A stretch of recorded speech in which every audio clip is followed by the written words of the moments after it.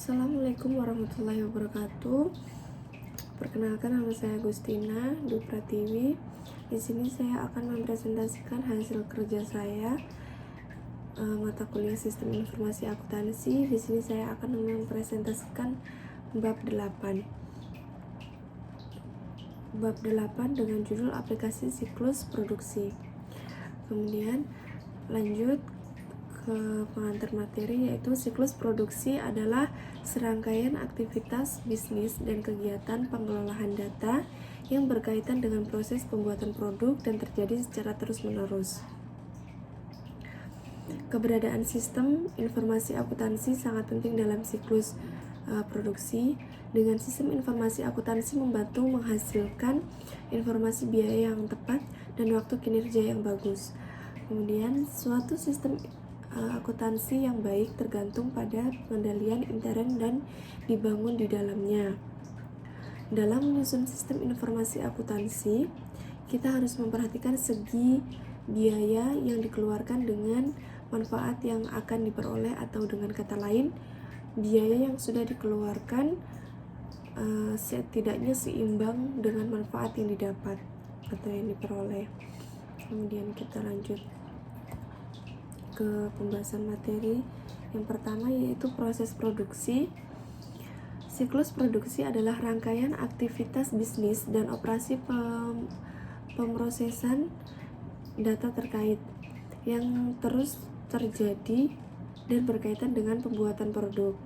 Nah, tujuan dari siklus produksi adalah mengotorisasi semua produksi dan perolehan aktiva tetap dengan baik, menjaga persediaan barang dalam proses dan aktiva tetap, mencatat siklus produksi yang valid dan sah, mencatat siklus produksi secara akurat dan melakukan setiap aktivitas siklus produksi secara efisien dan efektif.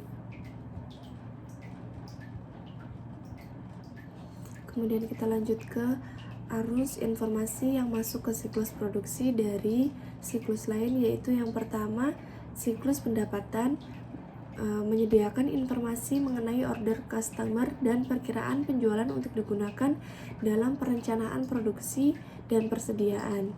Kemudian yang kedua, siklus pengeluaran, penyediaan informasi untuk memperoleh bahan mentah dan memperoleh pengeluaran lain yang termasuk overhead pabrik. Kemudian yang ketiga, siklus penggajian, menyediakan informasi tentang biaya karyawan dan ketersediaan. Kemudian lanjut ke peran sistem informasi akuntansi dan siklus produksi, yaitu yang pertama bauran produk, kemudian yang kedua produk apa yang ingin diproduksi, kemudian yang ketiga penetapan harga produk, kemudian berapa HPP sampai produksi selesai dibuat, kemudian yang selanjutnya alokasi dan perencanaan sumber daya. Contoh apakah membuat atau membeli. Kemudian lanjut, apakah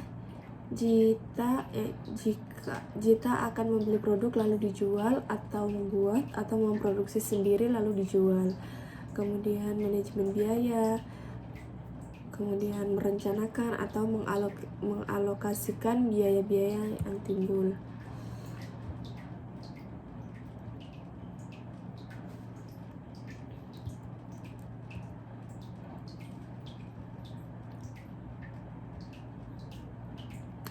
Kita lanjut ke perencanaan produksi.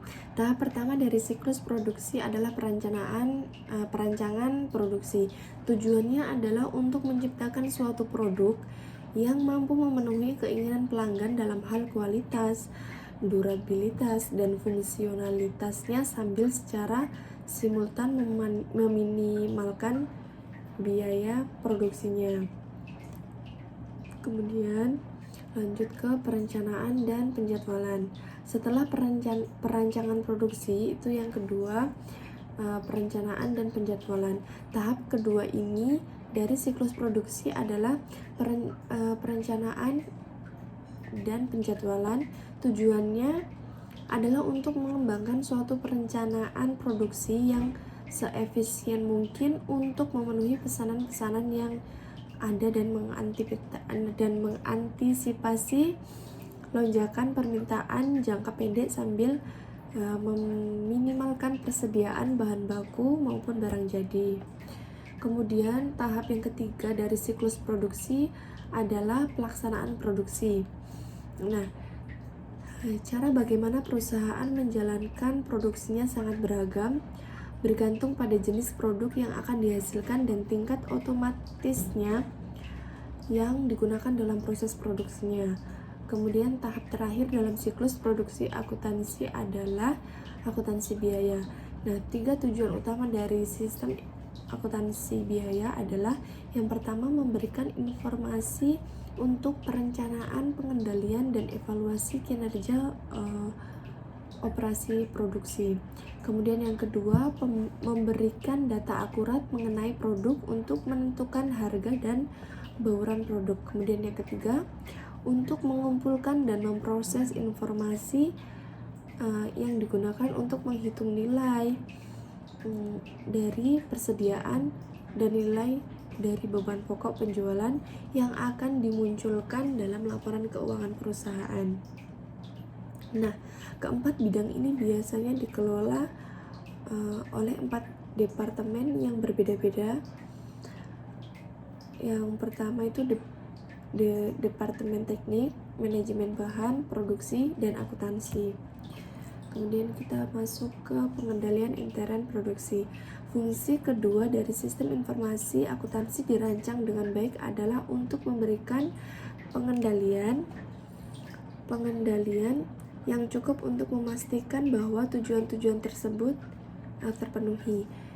Yang pertama itu semua produk yang diperoleh aktiva tetap otorisasi dengan baik.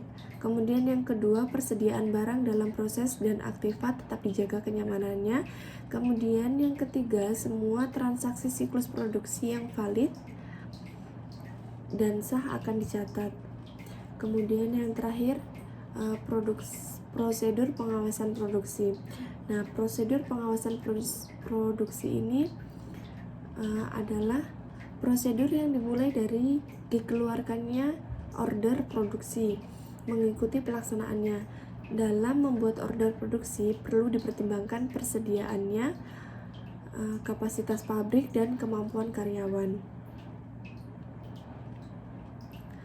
Order produksi biasanya dibuat beberapa lembar dan dikirimkan kepada tiap-tiap bagian yang mengerjakan order tersebut. Ada 2 jenis prosedur pengawasan produksi, yaitu yang pertama, prosedur pengawasan order produksi khusus, yaitu suatu order produksi dikeluarkan untuk meminta pabrik agar memproduksi sejumlah produk tertentu. Kemudian prosedur ini digunakan apabila produk dapat diikuti dan dipisah dari proses yang lain. Kemudian yang kedua, prosedur pengawasan produksi berulang, yaitu prosedur yang sebuah order produksi dikeluarkan untuk meminta pabrik agar memproduksi produk tertentu selama satu periode yang akan datang. Sekian presentasi dari saya. Wassalamualaikum warahmatullahi wabarakatuh.